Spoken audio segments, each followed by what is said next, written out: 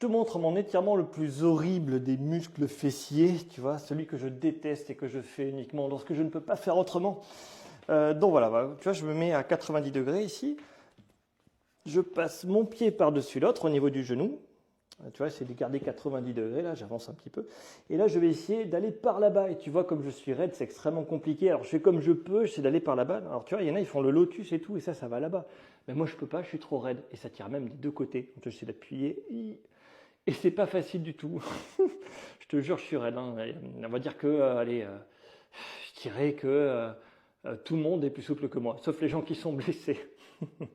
Donc, je te montre l'autre côté. Cet exercice est très important pour la course à pied. Donc quand tu cours, franchement, et c'est ça, si vraiment, ça s'aide assez vite. Il faut 45 secondes de maintien, tu vois, pour commencer à aller. Moi, je mets une main ici carrément, et après là, je pousse avec mon coude. Oui, j'ai surjoué un petit peu l'autre côté. Là, je suis un peu plus raide que prévu. Et si je reste 5 minutes dans cette position, je vais vraiment aller plus loin. C'est vraiment, il faut être patient. Je me mets comme ça, j'attends. Je peux appuyer ici, je peux mettre les deux mains de l'autre côté. Dans tous les cas, il faut essayer de rapprocher le genou du pied.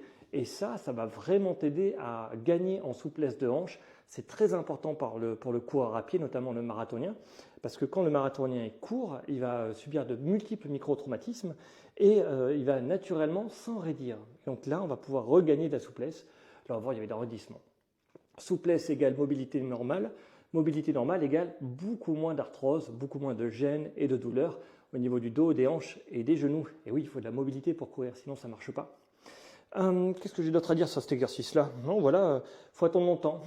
Tu vois, je commence à être à l'aise.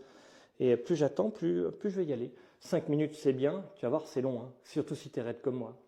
Donc les conseils de Gilou, voilà, c'est des conseils de prévention, mais surtout n'oublie pas d'aller consulter si tu as des douleurs professionnelles de santé.